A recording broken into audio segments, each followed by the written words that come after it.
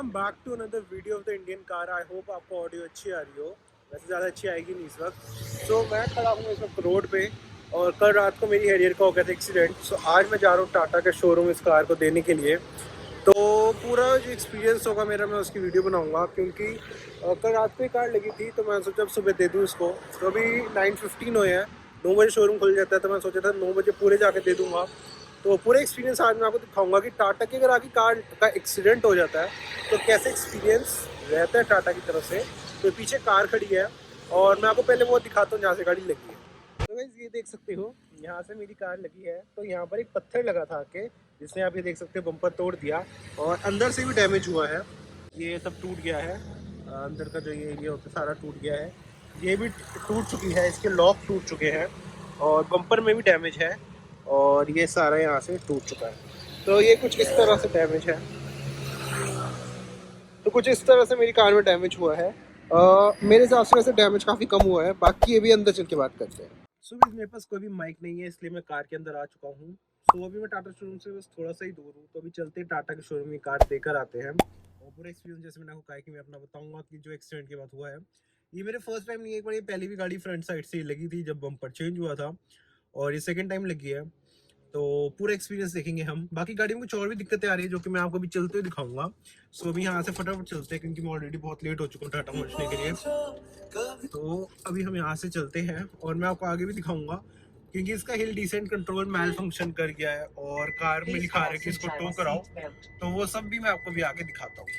सो ये देख सकते हो, सबसे पहले तो यहाँ पर ये टो करने का कार को साइन आ रहा है, तो वो कह रहा है कि गाड़ी को करो टो। और दूसरा जो लाइट आ रही है वो आ रही है हिल डिसेंट कंट्रोल मैल फंक्शन की। तो अभी ये मेरे को नहीं पता कि क्या एक्चुअल में इशू है, कि एक्चुअल में मैल फंक्शन करा है या ये बस ऐसे ही आ रहा है। तो वो तो अभी जब हम टाटा पहुंचेंगे तभी पता लगेगा।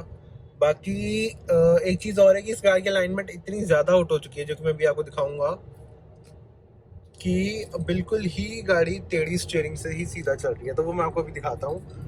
तो ये देखो, ये देखो, ये भी गाड़ी का स्टीयरिंग टेढ़ा है और गाड़ी सीधी जा रही है।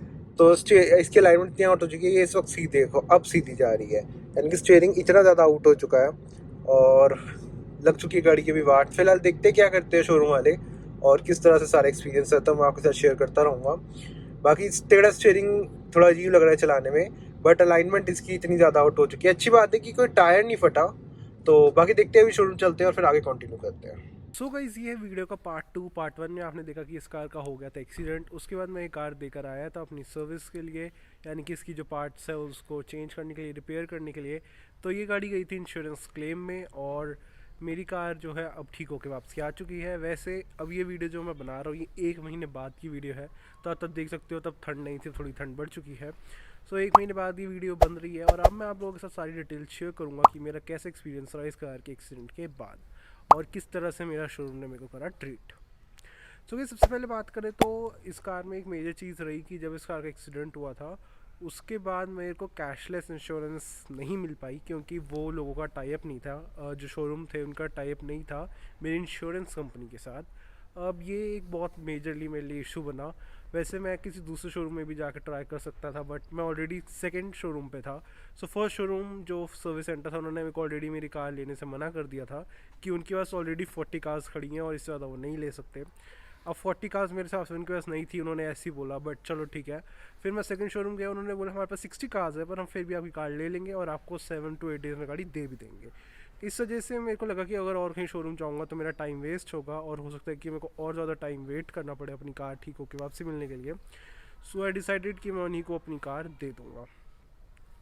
सो इस कार देने के बाद मेरे को 8 डेज़ में गाड़ी तो वापसी मिल गई, पर मेरे को इंश्योरेंस की पूरे पैसे खुद देने पड़े मेरे को, क्योंकि हालांकि बाद में वो मेरे को इंश्योरेंस कंपनी ने रिफ़ंड कर दिए थे, बट मेरे को शुरुआत में अपने पैसे खुद देने पड़े। तो एक तरह से कह सकते हो कि टाटा को जो भी मेजर, और मैं कोई छोटी मोटी इंश्योरेंस कंपनी नहीं, न्यू इंडिया इंश्योरेंस कंपनी जो कि one of the biggest insurance company है पब्लिक सेक्टर की, उसकी इंश्योरेंस की, तो अगर उनके साथ टाइप नहीं है तो एक थोड़ा सा मेरे को लगता है कहीं ना कहीं ये इस चीज़ का टाटा कंपनी को ध्यान रखना चाहिए। सो इस चीज़ का तो यार टाटा को ध्यान रखना चाहिए कि जो मेजर इंश्योरेंस कंपनीज है उनके साथ उनका टाइप हो और लोगों को कोई भी इशू ना हो, वो कैशलेस अपनी कार का इंश्योरेंस क्लेम कर पाए। सो दूसरी बात करें तो इस कार वापसी आ तो चुकी है, तो बात कर लेते हैं कि कार में क्या क्या पार्ट्स चेंज हुए और मेरा कितना खर्चा हुआ।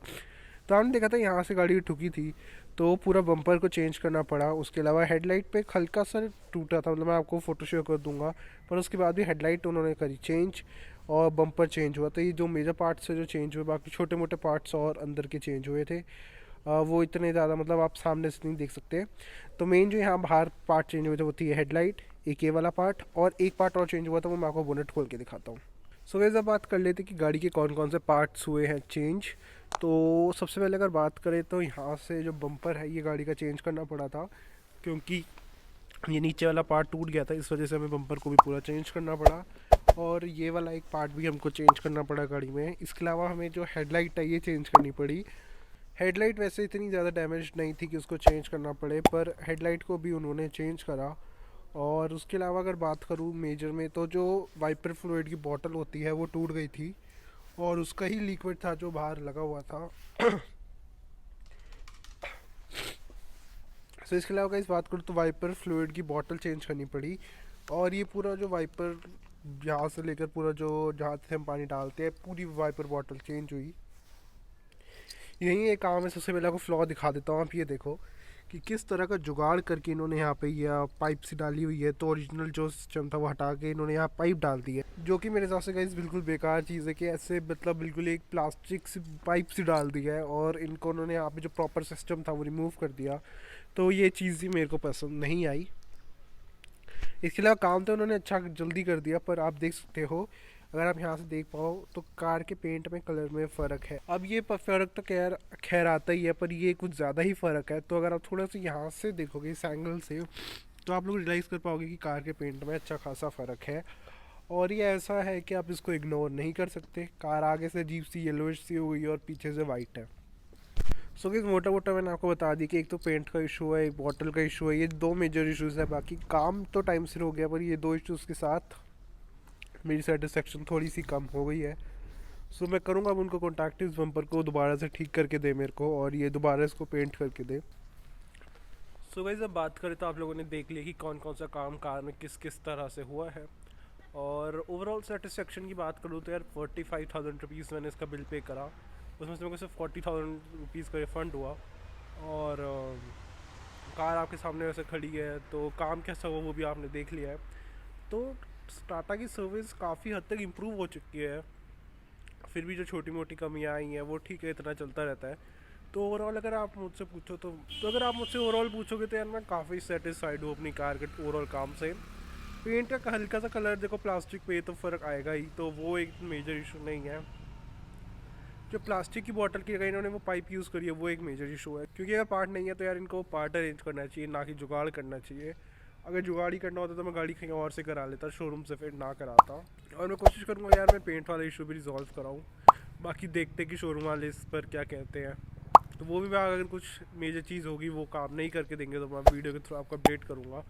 तो ओवरऑल आप लोगों ने मेरी गाड़ी में हुआ काम देख लिया है, खर्चा बता दिया मैंने आपको। ओवर प्राइस था बट ठीक है, वो इंश्योरेंस कंपनी भरेगी तो मेरे को उसकी इतनी टेंशन है नहीं। वन टाइम पे मेरे को करना पड़ा, बट बाद में इंश्योरेंस कंपनी ने मेरे को रिफ़ंड कर दिया।